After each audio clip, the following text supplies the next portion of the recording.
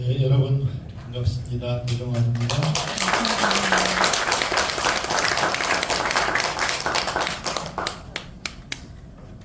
양송해주신 22분 그리고 또 오늘 행사의 주인이신 달무리 부인의 그리고 원주 시민 여러분, 좋은 일도 많은데 이 휴일 오후에 문학 이야기하는 자리에 가봐야 되겠다고 생각하신 참 좋으신 이 자리에 계신 여러분 너무너무 고맙습니다. 문학 이야기하는 자리에 함께 해주신 분들 되게 다 좋으신 분들이에요.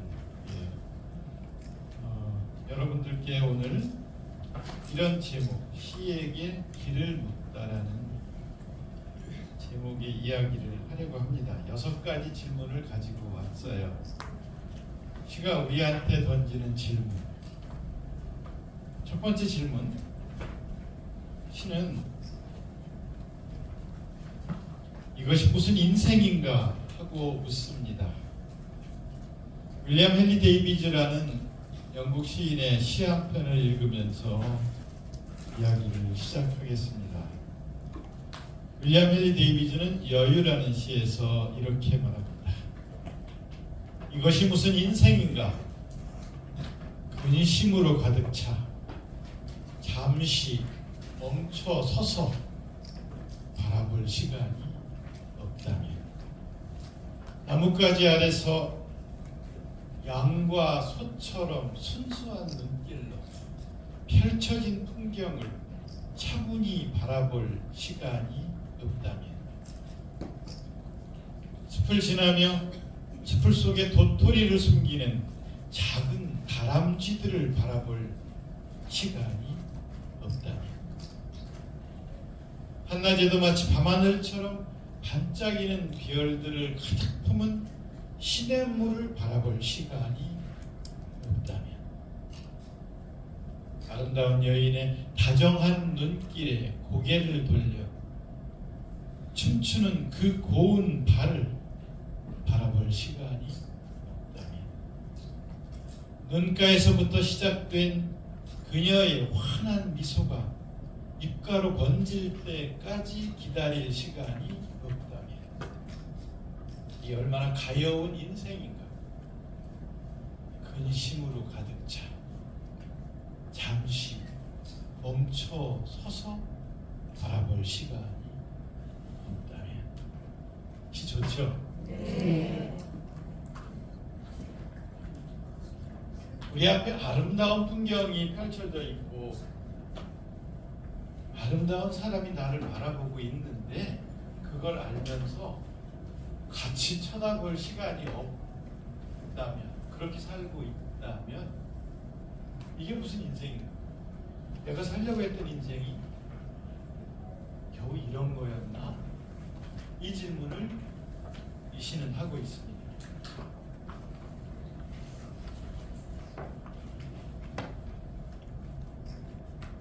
숲을 지나면 숲을 속에 도토리를 숨기는 작은 다람쥐들 얼마나 이뻐요. 근데 그 봤는데 그거를 좀 더 지켜볼 시간이 없고, 반짝이는 햇살 같은 것들을 보면 시냇물이 아름답게 흘러가는데 그거를 쳐다볼 시간이 없고,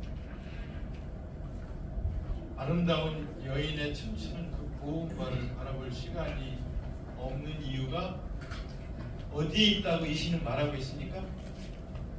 우리 머릿속에 뭐가 가득 차서? 근심이 가득 차서 그걸 바라볼 시간이 없다는 거예요. 근심이 가득 차 있으면 근심, 두려움, 걱정, 내 뜻대로 되지 않는 일 때문에 생기는 불만족, 어려움, 곤란함, 이런 것들이 머리에 가득 차 있으면 아름다운 풍경이 펼쳐져 있어도 눈에 안 들어오고, 아름다운 사람이 나를 쳐다보고 있어도 그쪽으로 눈길을 주지 않게 된다는 건데요. 그러면 이 근심은 언제쯤 끝나요? 죽어야. 죽어야. 죽어야 끝난다면 그럼 죽기 전까지 이렇게 살아야 된다는 얘기잖아요. 그러니까 우리가 정말 이 세상에 태어나서 이렇게 살라고 여기 와서 이 어려운 시간을 보내고 있는 건 아니잖아요. 어떻게 해요? 이 근심이 끝나면 이번 일만 해결되면 이번 달만 지나면 저 사람 저 전출 가면 그러면 이제 이 모든 근심들이 사라질 것이다 라고 기대하지만 그 근심이 해결되면 새로운 근심이 기다리고 있어요. 또 다른 걱정거리가 우리 앞에 우리를 기다리고 있는 게 인생이에요. 그럼 어떻게 해야 돼요?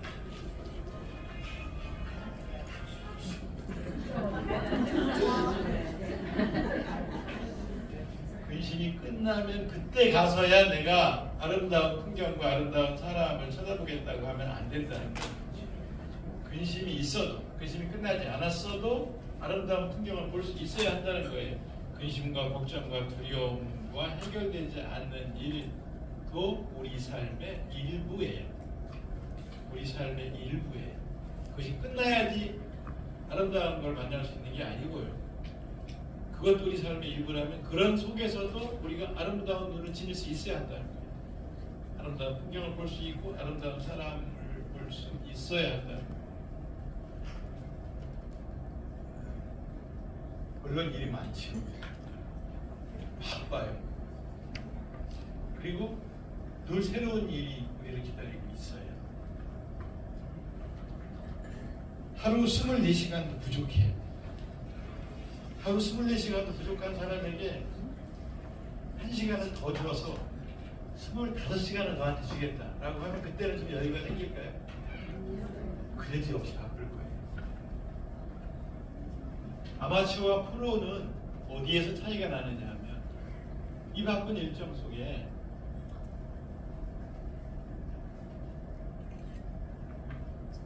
아마추어와 프로는요, 피아니스트의 비유를 한다면 그들이 치는 악보는 똑같아요. 악보는 똑같은 거예요. 아마추어는 악보를 쫓아가기에 급급한 사람이고요. 프로는 그 악보를 자기 연주에 녹여내는 사람이에요. 대갓장 내 일정표, 하루의 일정표를 들고 일을 해요. 그런데 매일 시간에 쫓기고 매일 허공되면 나이가 아무리 들었어도 나는 아마추어라는 거예요. 내가 내 하루 일정표 중에 어디에 쉼표를 찍을 것인가, 그거 내가 결정하는 거예요. 점심 먹고 난 뒤에 쉼표를 찍을 것인가, 그 시간 중에 어느 시간 중에 음악을 들을 시간을 만들 것인가 10분이라는 거예요. 하루 일과 끝나고 난 뒤에 돌아오는 길에 차 안에서 밀리의 소재라도 들을 것인가, 저녁에 잠자리에 들기 전에 한 10분이라도 시 한 편을 읽을 것인가는 내가 결정합니다. 내가 내 하루 일과 중에 내 시간표 중에 어디다가 쉼표를 찍고 어디다 음악을, 어디다가 시 한 편을, 어디다가 잠시 명상하는 시간을, 잠시 눈을 감고 고요에 몰입하는 시간을 가질 것인가는 내가 결정합니다.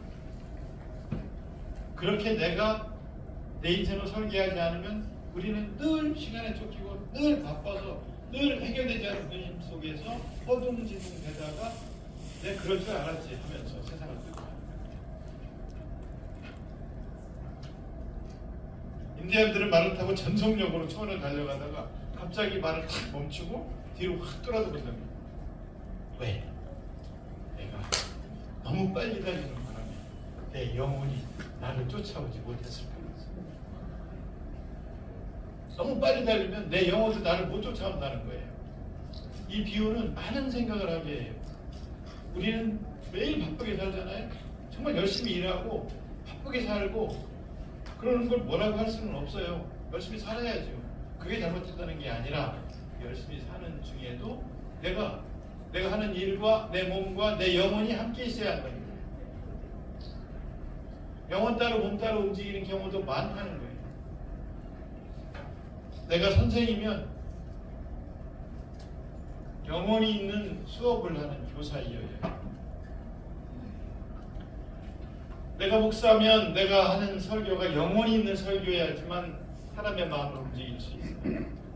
내가 기업을 운영하고 있으면 그 기업을 영혼이 있는 기업으로 운영해야 해요. 내가 시를 쓰고 있으면 영혼이 있는 시를 써야 해요. 그래야 그게 읽는 사람의 영혼에 아름다운 영향을 주는 시가 된단 말이에요. 내가 공무원이면 영혼이 있는 공무원이 되어야 해요. 제가 장관이 되어서 문화체육관광부에 부임을 하기 전날 문체부 공무원이 취임사를 써갖고 왔어요. 이 내일 읽으실 취임사. 그걸 보고 내가 그랬어요. 이거 내가 쓰면 안 되겠냐. 내가 직접 쓰면 안 되겠냐. 그러니까 아무 말도 안 하고 뜨악하게 쳐다봐요. 그런 일이 없는데 되게 다 써드리는 대로 읽었는데 제가 다시 썼어요. 써서 제가 취임사에 제가 쓴 걸 읽었어요. 제목은 영혼이 있는 공무원이 됩시다 라고 일하는 동안 공무원이 무슨 영혼이 있어요 라는 말 하지 말아라. 공무원이야말로 얼마나 중요한 일을 하냐. 여러분들이 하는 행정 무지하게 중요하다. 100만 명이 넘는 산하기관까지 200만 명이 넘는 사람들이 나라에 아주 중요한 일을 하고 있는데 여러분은 문화예술과 관련된 일을 하는 사람들을 지원하는 그런 행정 업무를 하고 있지 않냐. 시를 쓰는 사람, 영화를 만드는 사람, 음악을 하는 사람, 그림을 그리는 사람, 연극을 하는 사람, 뮤지컬 창작하는 사람, 애니메이션 하는 사람, 이런 사람들을 지원하는 일을 하고 있는데 여러분이 영혼 없는 행정을 하고 있으면 어떻게 되겠냐. 모든 국민, 모든 인류에 영혼에 아름다운 영향을 주는 일을 하는 사람들과 일을 하면서 영혼이 없는 행정을 하면 어떻게 되겠냐 라고 일하는 거예요. 그런데 영혼 없는 행정을 안 된다. 부모님 무슨 영혼이 있어요 라는 말 하지 말아라. 정말 부탁한다. 여러분들이 영혼이 있는 행정을 해야 그런 얘기 여러분들의 시를 인용하면서 했어요. 시임사를 통해서 각종 행사에 축사 인사말 써갖고는 내가 다시 썼어요. 내가 인사말을 해도 영혼이 있는 말 한마디를 해야 될 거 아니에요. 써준 대로 읽으면 안 될 거예요.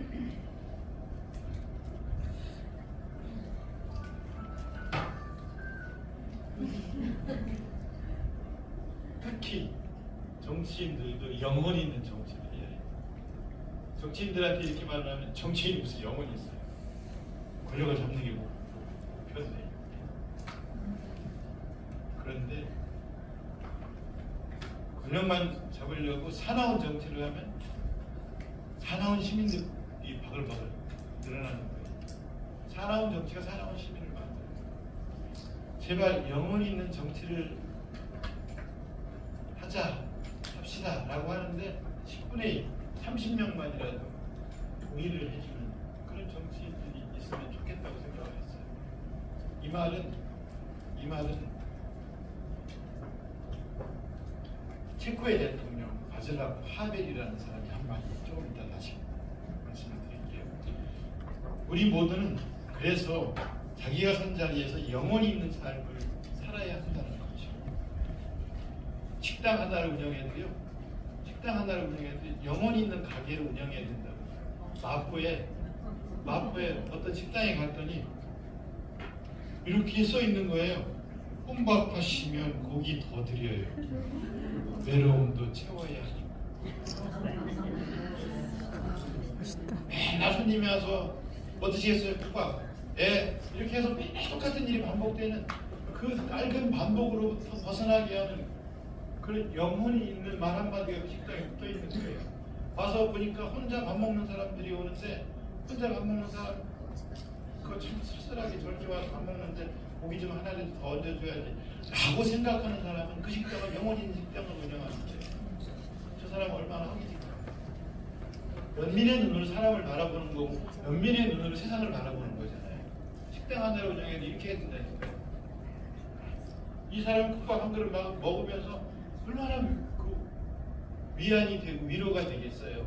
식당 앞에 이렇게 써놓고 있습니다. 그 안에다가도 식당 안에 엄마가 자꾸 저한테 귀찮게 먹으라고 하던 그 음식은 엄마가 그렇게 먹고 싶었던 음식이었다. 진짜 음식은 나를 내어 너를 태워 이렇게 써 있었어요. 식당에. 이 말 얼마나 듣기 싫었어요. 엄마가 더 먹을래? 더 먹어라. 한 숟갈만 더 먹어. 이거 듣기 싫어서 아이고 살 빼야 돼. 저도 그랬어요. 우리 엄마한테. 엄마 배 나와요. 자꾸 이제 더 먹으라 그래. 어머니는 입에 배웠어요. 우리 어머니 어려서부터 나 어려서부터 어머니 돌아가시기 전까지 더 먹을래? 한 숟갈만 더 먹을래? 더 먹어라. 이러시는 거예요. 그거는 지금도 우리가 배고프고 살고 있어서가 아니라 어머니는 뭔가 자꾸 더 주고 싶은 거예요. 자꾸 지금 할 수 있는 게 이것밖에 없어서 그냥 이거에서 더 먹을래? 어머니가 좀 남기셔갖고 주세요. 이거 좀 더 먹을래? 사랑이죠. 자신을 내어주는 거죠. 마음이죠. 그거를 그냥 그때마다 이렇게 하면 되는 거예요. 아, 배 나와요 어머니. 이렇게 했어요 우리. 더 먹으면 큰일 나요. 이렇게 해요. 어머니가 몰라서 그렇게 했어요. 많이도 주고 싶은 거예요 어머니. 그냥 조금이라도 주고 싶은 거예요. 뭐를? 자기 자신. 나를 내어 너를 채우는 게 이게 뭐예요? 나 식당에 이런 거 붙어 있는 거 보고 참 저 사람 시인이다. 하는 사람이 시인이지. 식당 하느라고 그냥 이렇게 해야 된다는 거예요. 우리가 하는 일이 이래야 된다는 거예요. 우리가 하는 일이 영혼이 있는 일이어야 한다는 거예요. 나는 식당을 영혼이 있는 식당이라고 이런 이름을 붙여줬어요.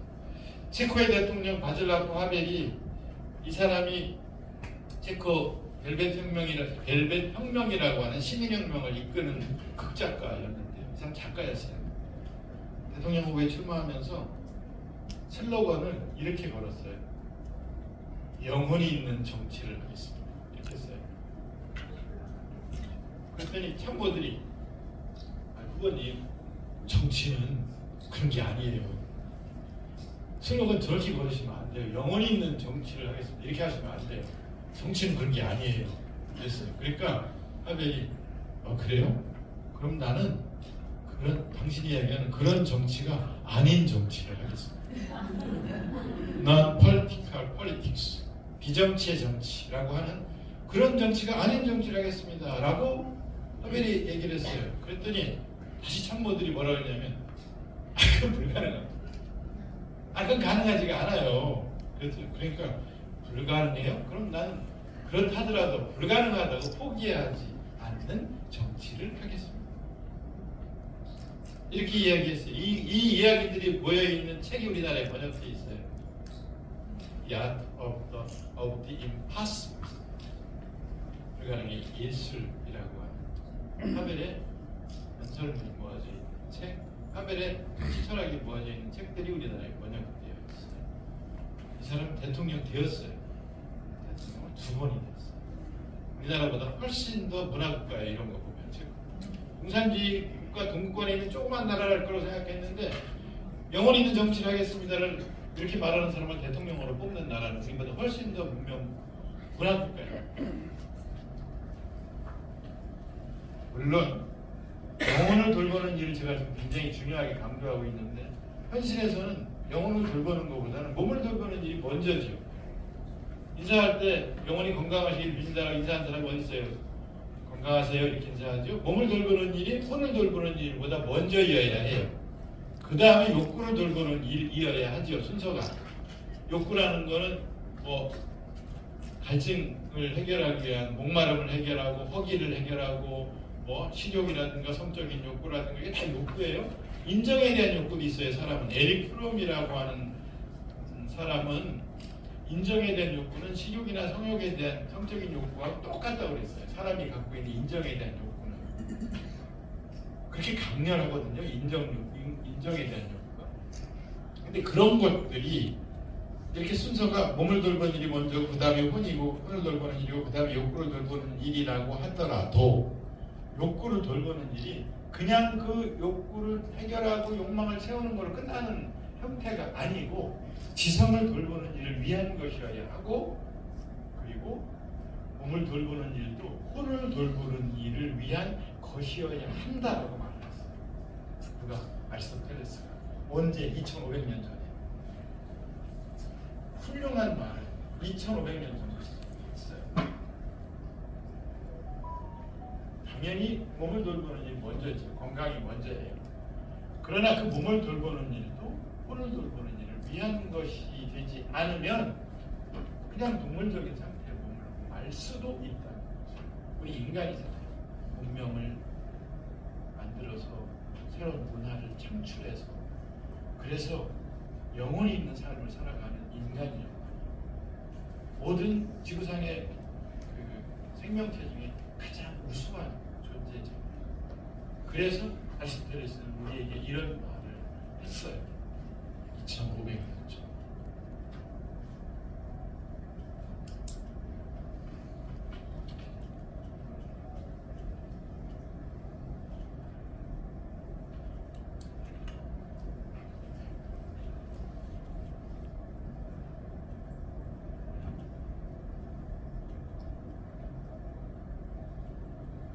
지금 몇 시예요? 4시 50분. 4시 50분이요? 어떡하죠? 20분, 5시 10분에 끝내라고 그러셨는데. 네? 그래요? 그러다 김남권 씨한테 혼나면 아, 괜찮아요? 지금 4시 50분이에요. 4시 50분이에요. 5시 10분 전이에요. 여러분 인생의 시간은 몇 시예요? 지금이에요? 5시 10분 전이에요? 지금 5시 10분 전인데 여러분 인생은 몇 시를 지나고 있는지 생각해 보세요. 하루가 24시간이지만 밤이 지나면 제대로 활동하기 어렵잖아요? 밤이 되면 여러분 인생은 몇 시쯤을 지나고 있는지 3시에서 5시. 네. 제가 시향편을 쓰면서 내 인생이 지금 몇 시쯤을 지나가고 있는 여기 나오는 사진들은 제가 찍은 사진이에요.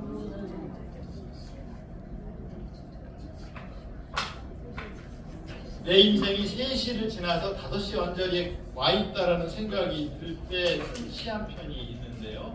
내 인생이 몇 시쯤을 지나고 있는가 하는 생각 때문에 3시에 읽어볼게요. 3번 나무 잎 한쪽이 고추 잠자리보다 더 빨갛게 물들고 지금 우주의 계절은 가을을 지나가고 있고 내 인생의 시간 오후 3시에서 5시 사이에 와 있다.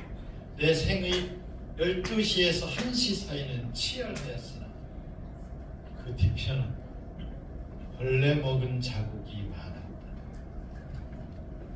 이미 나는 중심의 시간에서 멀어져 있지만 어두워지기 전까지 아직 몇 시간이 남아있다는 것이 고맙고 해가 다 저물기 전 구름을 물들이는 찬란한 노을과 황홀을 한 번은 허락하시리라는 생각만으로도 기쁘다. 어찌하나 겨울이 올 것이다. 그때는 지구 북쪽 끝에 얼음이 녹고 가까운 바닷가 마을까지 얼음 조각을 흘려보내는 날이 오리라.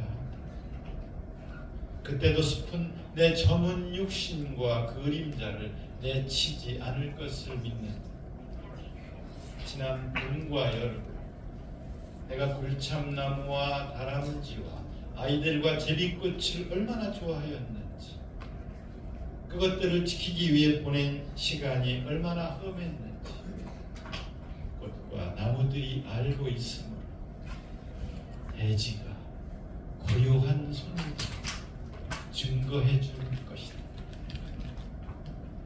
아직도 내게는 몇 시간이 남아있다. 지금은 2시에서 5시 사이.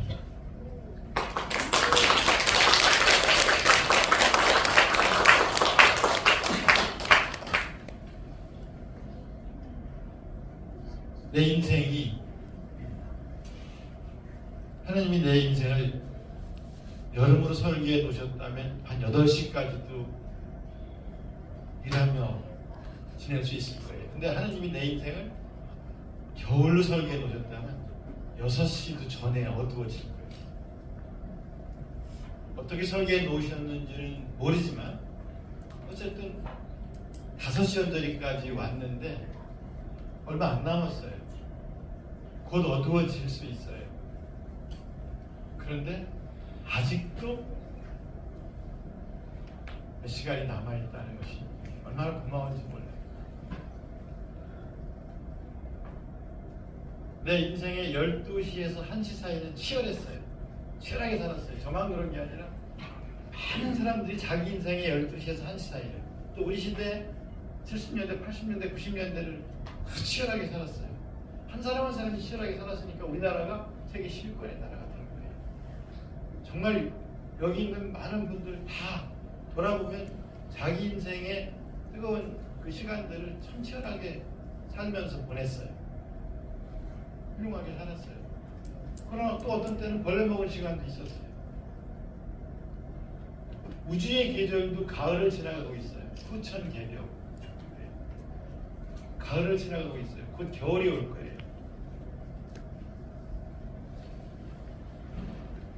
내 인생도 어두워지고, 그리고 인생의 봄과 여름과 가을을 다 지나서 겨울이 오면 이제 더 이상 활동할 수 없는 그런 계절과 만나야 할 거예요. 그때 내가 지상을 떠나야 할 때, 내가 지상을 떠나고 나면 이 세상에 뭐가 남습니까? 내가 세상을 떠나고 제가 되어서 뒷산에 뿌려지고 나면 뭐가 남아요? 아무것도 안 남죠? 남는 게 뭐가 있을까요? 내가 사랑했던 게 남는 거예요. 사랑이 남는 거예요. 내가 사랑했던 사람, 내가 사랑했던 것들이 나를 기억하고, 기억하는 동안 조금 더 살아있는 거예요. 만약에 내가 정말 신을 사랑해서 죽는 날까지 하늘을 우러러 한 점 부끄러움 없기를 입새이는 바람에도 괴로워했다고 사람의 마음을 절절하게 움직이는 시 한 편을 남기면 그 시와 함께 내가 남는 거예요. 여기 매주 목요일 만나서 시를 쓰시고 하는 여러분들이 좋은 시 한 편을 남기면 그 시와 함께 여러분들이 육신이 사라져도 그 시를 사랑하는 사람들과 함께 남는 거예요. 여러분. 내가 사랑했던 것들이 남는 거예요.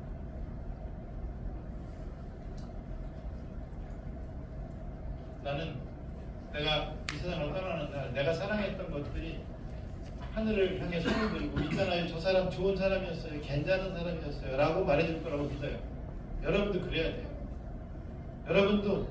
여러분이 이 세상을 떠나는 날, 여러분 인생의 어두운 시간이 찾아오고 지상에서의 역할이 다 끝나서 여기까지다라고 하는 시간이 오면, 그때 세상을 뜰 때 뒤에 남아있는 사람들이, 뒤에 남아있는 것들이 저분 참 좋은 분이었어요.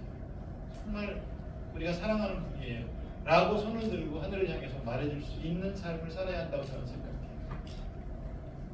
거참나무와 다람쥐와 아이들과 제비꽃을 얼마나 좋아했는지, 그것들을 지키기 위해 보낸 시간이 얼마나 험했는지 그 알고 있는 그것들이 손을 들고 하늘을 향해 손을 들고 저분 참 좋은 분이었어요. 라고 말해줄 거라고 나는 믿어요. 여러분도 그렇게 사세요. 문학을 하시잖아요. 문학을 하시는 분들 어떻게 할 수 있어요? 개인의 시간이 몇 시인가를 생각해 본다면 우리 사회적 시간은 또 몇 시일까? 저는 지난해 시집을 내면서 우리의 사회적 시간은 정오에서 가장 먼 시간이라는 생각을 했어요. 정오에서 가장 먼 시간은 몇 시일까요? 자정이에요. 12시예요. 가장 깜깜한 시간이에요. 가장 두려운 시간이고요. 짐승들이 활동을 시작하는 시간이에요. 무서운 시간이에요. 정오라는 말은 알베르 까미가 정오의 사상이라고 하는 글에서 가장 밝고 환하고 따뜻한 시간, 균형 잡힌 시간이라고 했어요. 생명을 가진 것들이 가장 왕성하게 자라고 활동하는 시간이 정오예요. 중용의 시간이라고 말을 했어요. 저는 까미의 정오의 사상을 읽다가 그 정오의 시간과 우리 시간을 비교해 보면서 우리의 사회적 시간은 정오에서 가장 먼 시간에 와버렸다라고 생각했어요. 어둡고 두렵고 살벌한 시간, 극단의 시간에 와 있다고 생각했어요. 이건 죽음의 시간이라고 생각했어요. 사람들은 내가 그전보다 훨씬 용감해졌어. 내가 얼마나 용감해졌는지 알아? 내가 얼마나 말도 요새 잘하는데 라고 말을 하는데 잘 들어보면 그 용기는 진짜 용기가 아니고 허튼 용기라는 생각이 들 때가 있어요. 말은 아름다워야 하고요. 절제되어야 하는데요. 절제 없는 언어를 쏟아놓는 사람들이 내가 얼마나 용감한지 알아? 이렇게 말을 하고 있어요. 그런 사람들이 점점 늘어나고 있어요. 댓글 다는 거 없어요. 극단에 와 있어요. 우리는 지금. 이렇게 사람이 사람을 혐오하고 조롱하는 시간이 언제 있었나 하는 생각이 들 정도로 우리는 극단의 시간을 살고 있어요. 이것들은 거의가 다 영혼 없는 정치 때문에 이렇게 되는 경우가 있는데 세상을 한 발짝이라도 더 나은 곳으로 이끌어가고자 애를 쓰는 사람일수록 그런 사람들 진보라고 한다면 그런 사람들은 영성 있는 진보가 되어야 하는데 영성 없는 진보들도 점점 늘어나고 있다고 전남대 김상봉 교수는 말을 해요. 이게 책 제목이에요. 영성 없는 진보. 이렇게 되면 우리는 이런 스승 없는 시대를 살면서 길 없는 길로 가요. 이런 시간은 정오에서 가장 먼 시간이라는 생각이 드는 거예요. 그런데 저는 정오에서 가장 먼 시간이라는 시집을 통해서 우리 시대가 이래서 극단의 시간에 와 있다, 가장 깜깜한 시대에 와 있다로 끝나는 게 아니라 이 시간은 동시에 가장 고요한 시간이기도 하다라는 두 가지 얘기를 하고 있어요. 가장 무서운 시간이지만 동시에 가장 고요한 시간이에요. 가장 고요한 시간이란 가장 성찰하기 좋은 시간이에요. 성찰하지 않으면 우리는 길 없는 길로 가요. 멸항으로 가게 되어 있어요. 그거를 멸항으로 가게 되어 있는 것을 방치하지 말고 길은 밖으로만 나 있는 것이 아니라 안으로도 나 있다는 신경림 시인의 길이라는 시가 말하는 것처럼 길이라는 시에서 이야기한 것처럼 길이 사람을 밖에서 안으로 끌고 들어가서 스스로를 깊이 들여다보게 한다는 것까지를 알아야 한다. 길은 밖으로가 아니라 안으로도 나 있다는 걸 아는 사람에게만 길은 고문고문해서 멸항으로 데려가지 않고 향기를 주기도 하고 땀을 식히기도 한다는 거예요. 길은 밖으로가 아니라 안으로도 나 있다.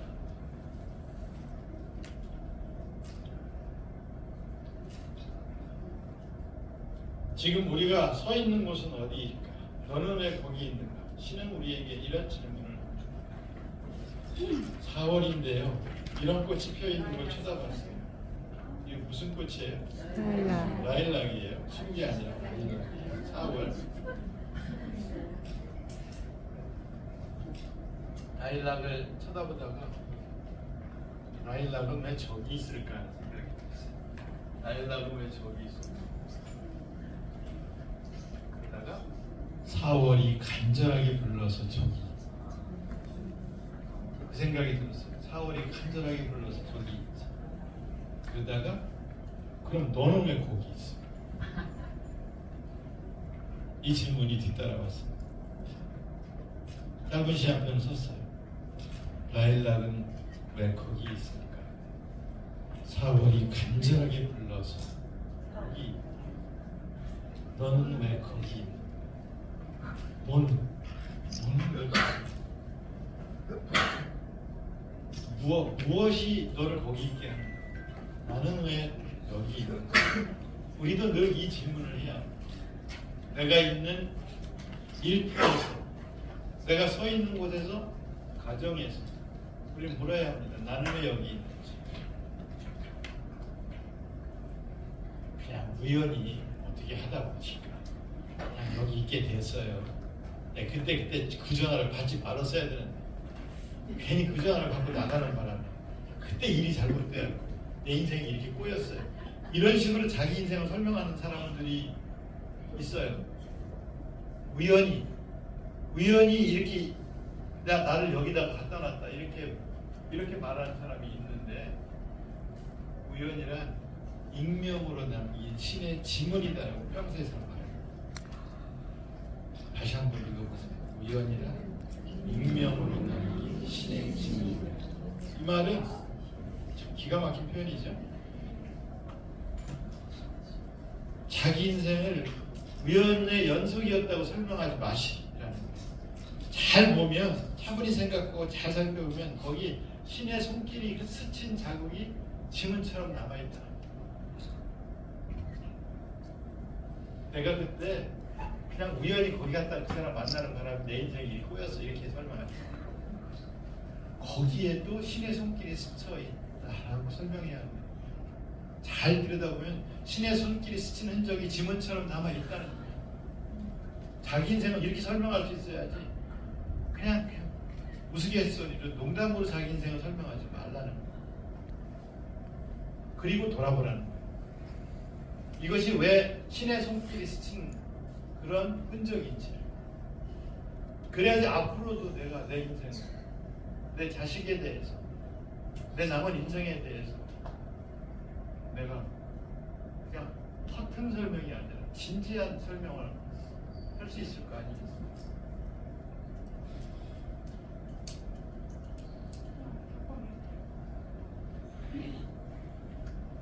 뭐 내가 대단하다고 나 별것도 아닌 존재라서 힘들게 그냥 대충 이렇게 살고 있어요. 남들이 나를 눈여겨보아주지도 않고 뭐 어떻게 잘 드러나지도 않는 존재로 그냥 살고 있어요. 이렇게 자기를 말하는 사람들도 있지만 가장 훌륭한 사람은 가장 낮은 곳에 있는 사람인지도 몰라요. 가장 힘든 일에 몸을 던지는 사람이 사실은 어디 가서도 당당할 수 있는 사람이고요. 가장 어려운 일을 하는 사람이 가장 강한 사람이에요. 성벽의 맨 밑에 있는 돌은 내가 왜 이렇게 맨 밑에 있어 하고 얼굴을 찡그리지 않아요. 왜? 그 자체가 성곽이에요. 그 자체가 성곽입니다. 내가 어디에 꽃피어 있느냐보다 훨씬 더 중요한 것은 내가 거기에 아름답게 꽃피어 있느냐. 원주에 피어 있는 꽃은 보잘것없는 꽃이고 서울에 피어 있는 꽃은 훌륭한 꽃이고 이렇게 설명하는 건 말도 안 되는 거잖아요. 어디에 피어 있느냐보다 더 중요한 것은 내가 여기에 아름답게 피어 있느냐, 다시 말해서 아름답게 살고 있느냐 아니냐, 이게 훨씬 더 중요한 거예요.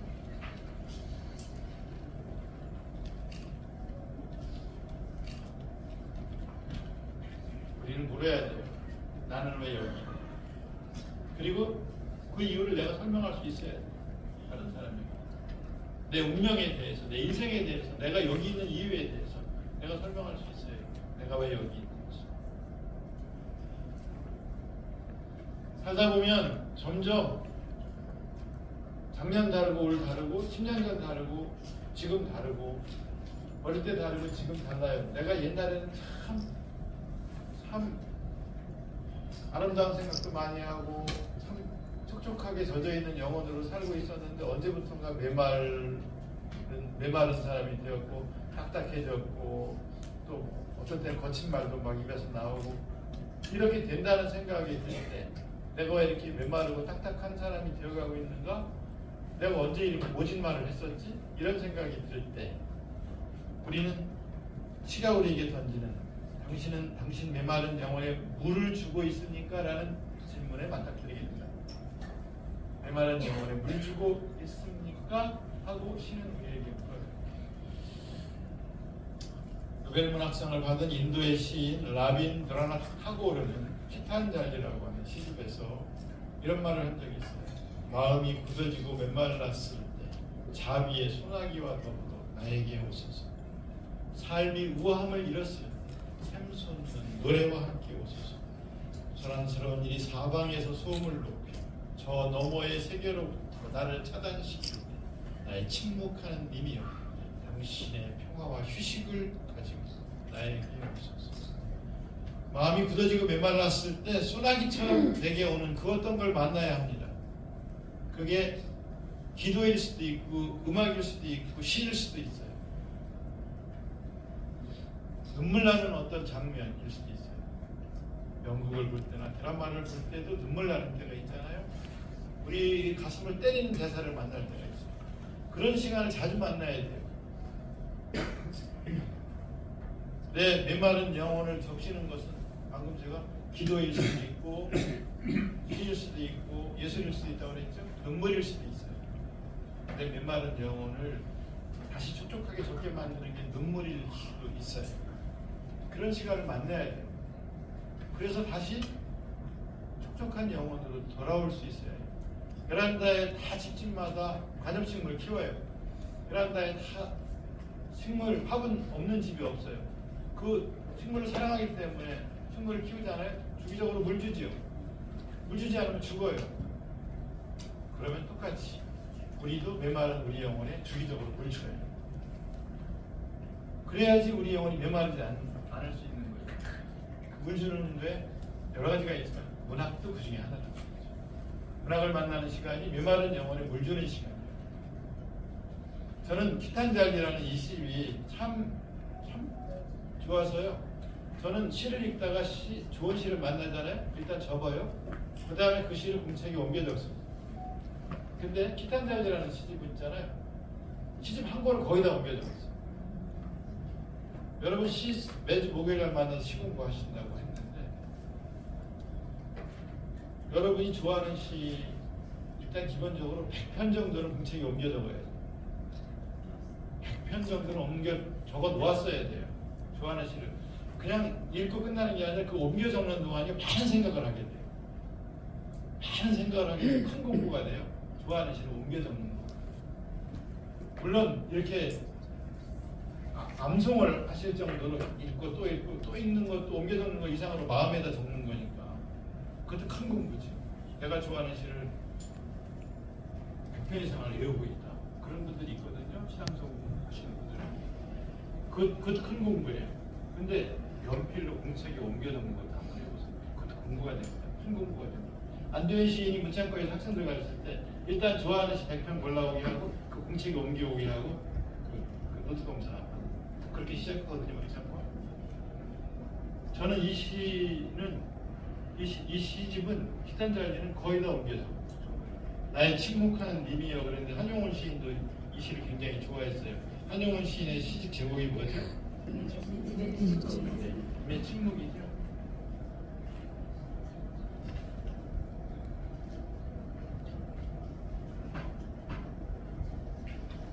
저는 시는 질문이라고 생각해요.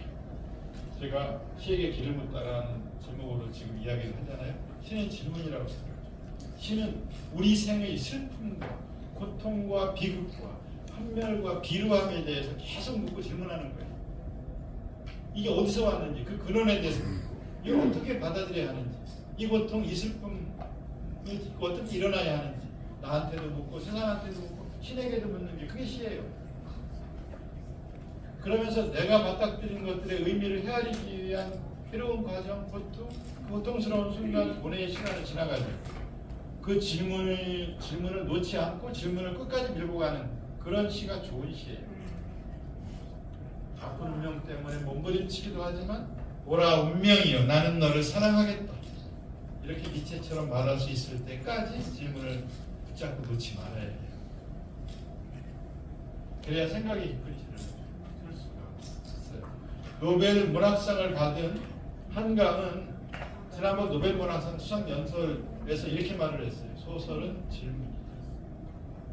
장편 소설 하나를 쓴다는 건 개인적인 삶과 맞바꿔도 좋다고 결심할 만큼 중요하고도 절실한 질문들 속으로 들어가서 거기 머무는 게 소설 쓰는 일이라고 했어요.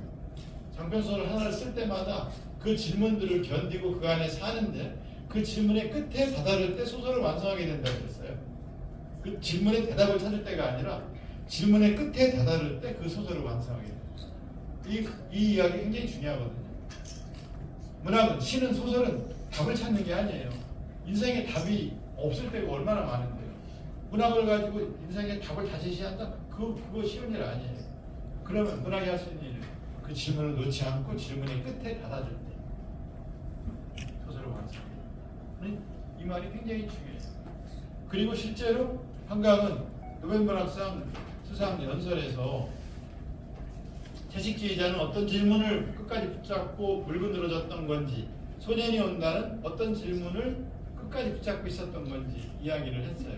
과거가 현재를 도울 수 있는가? 죽은 자가 산자를 구할 수 있는가? 이런 질문을 끝까지 붙잡고 끝까지 밀고 간 게 소년이 온다라고 말을 했고요. 작별하지 않는다는 똑같다고 말을 했어요. 작살에서 살아남은 뒤 사랑하는 사람의 뼈 한 조각이라도 찾아내서 장례를 치르고자 싸워온 사람, 애도를 종결하지 않는 사람, 고통을 품고 망각에 맞서는 사람, 작별하지 않는 사람, 평생에 걸쳐 고통과 사랑이 같은 밀도와 온도로 끓고 있던 그녀, 이 주인공 인선의 어머니, 그녀의 삶을 들여다보면 우리는 얼마나 사랑할 수 있는가, 얼마나 사랑해야 우리는 끝내 인간으로 남는 것인가, 이 질문을 끝까지 밀고 간 게 특별하지 않는다라고 했어요. 주인공 인선의 어머니가 치매가 걸렸습니다. 자다가 방을 건너와서 딸 입에다가 손가락을 이렇게 넣는 거예요. 딸이 깜짝 놀라가지고 엄마 이게 뭐 하는 거예요? 엄마가 손가락을 입에 넣었다가 딸을 확 끌어안더니 도와줍소 하고 몸부림을 치는 거예요. 그래서 같이 엄마를 끌어안았는데 치매 걸린 이 엄마를 끌어안고 같이 어떻게 할 수가 없어가지고서 그 어두운 밤에 몸부림을 쳤는데, 이 엄마가 소녀 시절에 13살 무렵에 1948년 11월에 제주에서 심부름 갔다가 오니까 어머니 아버지 동네 사람 다 죽어 있어요. 그 위에 눈이 내렸어요. 어떤 게 엄마하고 어떤 게 아빠인지 찾으려고 눈을 막 헤치면서 그 죽은 얼굴들이 쌓인 눈을 헤치면서 엄마 아빠를 찾았어요. 근데 동생이 안 보여요. 어린 동생이 안 보여서 어디 갔나, 혹시 집에 갔나 하고 가봤더니 마당에 피투성이가 되어서 쓰러져 있어서 그 동생을 끌어안고 친척집까지 달려가서 피를 흘리는 동생을 끌어안고 방에 누이면서 피를 너무 많이 흘려서 그 죽을까 봐서 손가락을 깨물어서 이 피를 이렇게 입에다 넣어줬더니 떨어지는 방울방울 떨어진 이 피를 동생이 고무름을 받아먹던 기억이 있어요. 그래서 치매가 걸린 상태에서 자고 있는 딸 입에다가 손가락을 도와줍소 그 몸부림을 치는 거예요. 작별할 수가 없는 거예요. 치매가 걸린 상태, 이제 다 죽어가는 상태에서도 동생과 작별할 수가 없는 거예요. 이 이야기를 하는 거예요. 이 작별하지 않는다는 소설이 이 역사적 트라우마에 맞선 인간의 나약함을 시적인 언어로 표현한 거라고 노벨상 위원회에서 수상 이유에 대해서 이야기했잖아요. 역사적 트라우마에 맞선 인간의 나약함을 시적인 문체로, 정말 시적인 문체로 정말 잘 표현한 정말 훌륭한 작품이에요. 노벨상 위원회에서 결정한 정말 결정을 잘한 훌륭한 작품이 노벨문학상을 받았는데요. 최근 몇 년 사이에 받은 다른 나라의 작가들의 작품을 봐도, 비교해봐도 한강의 작품이 훨씬 훌륭해요. 물론 어렵죠. 어려워요. 주제가 그 4.3이라든가 광주라든가 이런 어려운 그 주제와 국가 폭력에 대해서 이야기하거나 인간의 폭력에 대해서 이야기하는데 쉬운 작품은 아니에요. 그렇지만 정말 훌륭한 건 틀림없어요. 우리 젊은 소설가들이 여기까지 우리 소설의 수준을 높여놨어요. 세계적인 수준. 소설은 진리입니다.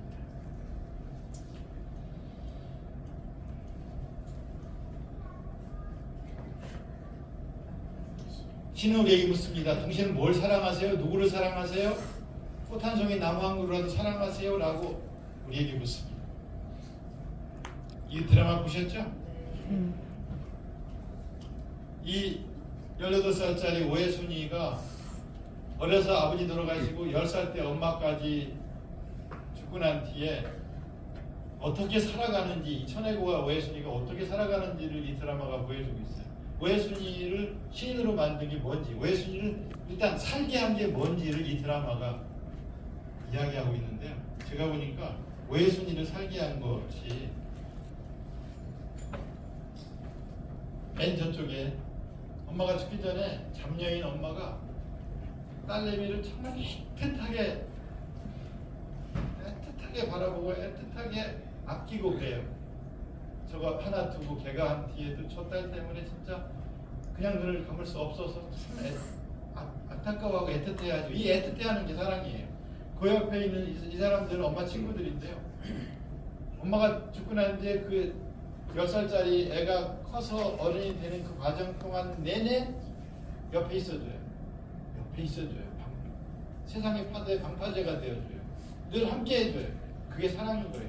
옆에 있어주는 게. 함께 있어주는 게. 그 다음에 맨 저쪽에 노인들 둘이 있죠. 옆집 사는 노인들인데 쌀떡이 비면 가서 내일 아침 먹을 것만큼만 쌀떡을 채워줘요. 그러면 아무 말도 안 하고 소리 없이 도와줘요. 연민의 눈으로 늘 쳐다봐요. 연민의 눈으로 소리 없이 쳐다봐주는 게 그게 사랑이에요. 그 다음에 자식들과 자주 우는 게 많이 나오는데 따뜻한 눈물들을 계속 여러 번 보여주죠. 이 눈물의 따뜻함, 이게 사랑이에요. 이런 거. 애틋함. 그 다음에 그 같이 있어주는 그 억척스러운 연대, 연민의 소리 없음, 그리고 특히 양관식이라는 남자의 일관택. 여자들이 잘 바라는 게 그거죠. 일관택에 준 사람. 연기 살러 온 게 아니라 나랑 살러 왔어요 하고 할머니하고 어머니한테 막 대들고 싸워주는 거예요. 이 일관되게 사랑해주지, 일관되게 옆에 있어주고 사랑해주는 거, 이게 여자들이 지록을 하는 거잖아요. 그래서 이 일관되게 사랑하다 먼저 죽은 이것들, 이 소리 없는 아우성들이 애순이를 시인이 되게 만들어요. 애순이를 시인으로 만들잖아요. 이 소리 없는 아우성, 사랑이 인간을 살게 하는 거예요. 그래서 신은 우리에게 늘 물어요. 당신은 누구를 사랑하세요? 한순간도 누구를 사랑하지 않으면 사람은 살 수 없어요. 이제 도저히 아무도 사랑할 수 없다 하면 죽는 거예요. 절망하는 거예요. 그리고 죽음으로 가는 거예요. 사람은 누군가, 무엇인가. 그 집에서 강아지 한 마리라도 애틋하게 사랑하는 그 마음을 보세요. 사람은 사랑하지 않으면 살 수가 없어요. 나는 무엇을 사랑하고 있는지, 누구를 사랑하고 있는지, 꽃 한 송이, 나무 한 그루를 사랑하는지, 그 절실하게 사랑하는 그것이 시인을 선택해요. 산과 강을 아주 정말 깊이 있게 사랑하면 그 산이 작가를 선택해요. 어떤 이야기를 정말 뜨겁게 사랑하면 그 이야기가 작가를 선택해요. 인도의 작가 아른다티 로이는 그래서 이야기가 작가를 선택한다고 말해요. 작가가 광주를 소재로 선택해서 소설을 쓰는 게 아니라 광주 때 죽은 영혼들이 작가를 선택한다는 거예요. 김소월이 진달래 꽃을 소재로 시를 쓴 것이 아니라 아른다티 로이의 어법을 말하면 진달래 꽃이 내 얘기를 가장 잘해줄 수 있는 작가를, 시인을 선택한 게 김소월인 거예요. 여러분도 그래서 여러분이 가장 사랑하는 것들로부터 선택받아야지 시인이 되죠. 이거 뭐예요? 네? 금계국. 이건 아시네요? 금계국. 지나가다가 이 꽃을 보았는데요. 저게 뭐지? 하고 제가 걸음을 멈췄어요. 그리고 이 들여다보는데 바람이 살짝 불었어요.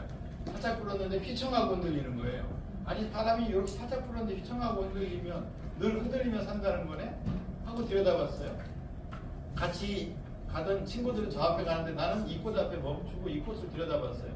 바람이 불어서 이 꽃이 흔들렸는데 더 들여다보고 있으니까 꽃잎에 맺혀있는 물방울인지 빗방울인지가 보였어요. 비가 왔었나? 비가 왔으면 이 꽃들은 얼마나 시달렸을까 하는 생각을 했어요. 그렇지만 또 자기를 시달리게 하는 그 빗줄기들을 양분으로 삼아서 이렇게 따뜻한 빛깔의 꽃을 피우는 거지 하는 생각을 했어요. 그래서 그 앞에서 이 꽃 앞에 서서 이런 시를 썼어요.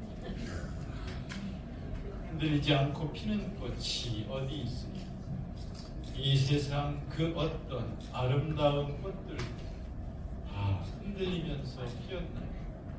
흔들리면서 줄기를 굳게 세웠나요? 흔들리지 않고 가는 사랑이 어디 있으랴? 젖지 않고 피는 꽃이 어디 있으랴? 이 세상 그 어떤 빛나는 꽃들도 다 젖으며 피었나요? 바람과 비에 젖으며 꽃잎 따뜻하게 피웠나요? 젖지 않고 가는 삶이 어디 있으랴?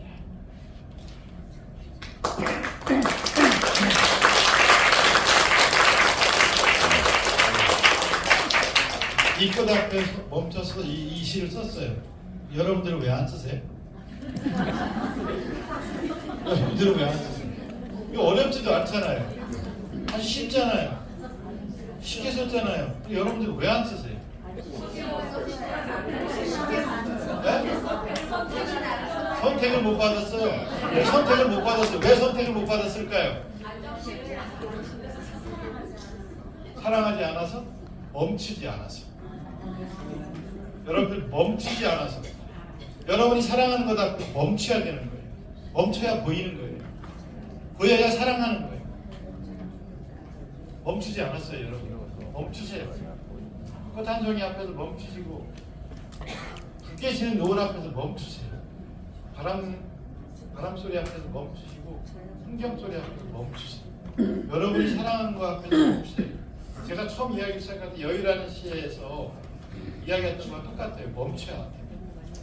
멈추고 들여다보세요. 이게 시를 쓰는 이 전 단계의 가장 중요한 거예요. 멈추세요. 잠시만 멈추세요. 그리고 들여다보세요. 그러면 그것도 여러분이 자기를 봐주기를 기다리고 있었어요. 그래서 여러분이 사랑하는 눈으로 들여다보기를 기다리고 있었단 말이에요. 그럼 꽃이 여러분들한테 무슨 말인가를 해요. 그걸 귀담아 듣는 게 시인이 하는 일이고요. 그걸 받아 적는 게 시예요.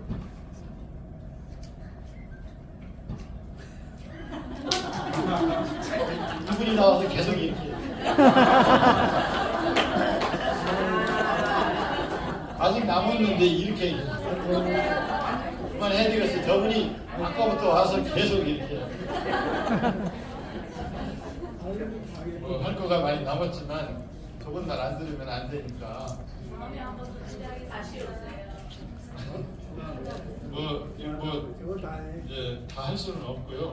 다음으로 다 할 수는 없고 이거 한마디만 해볼게요.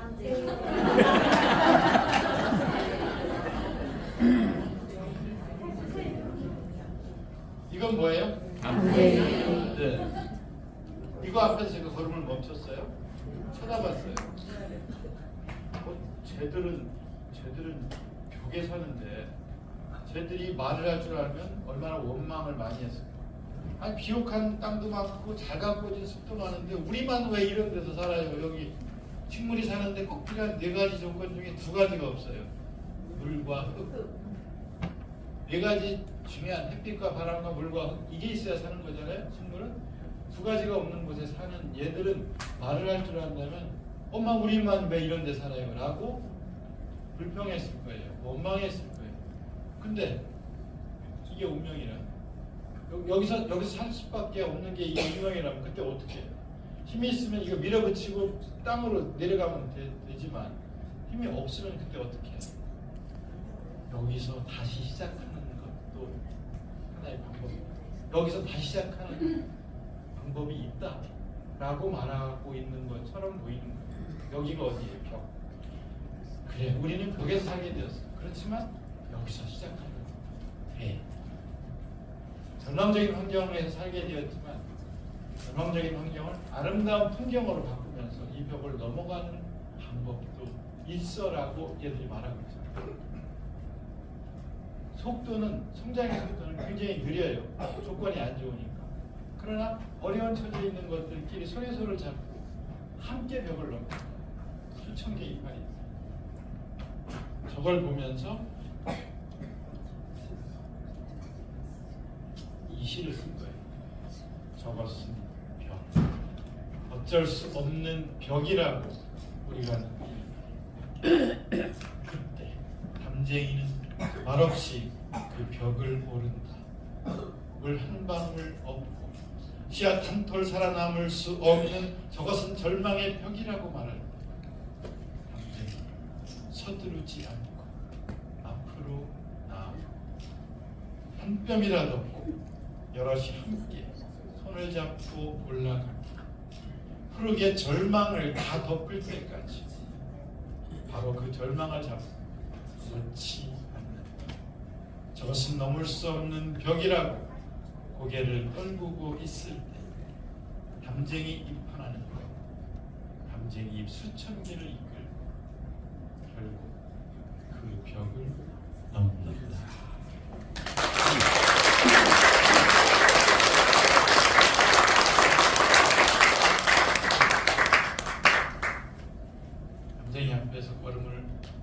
없기 때문에 만난 시. 여러분도 자주 그걸 멈추세요. 그리고 안쟁이가 됐든 탄소이가 됐든 그것들이 말하는 것을 받아 적으세요. 그것들이 말하는 것을 귀 기울이세요. 그게 시이에요. 제 얘기 마치겠습니다. 고맙습니다.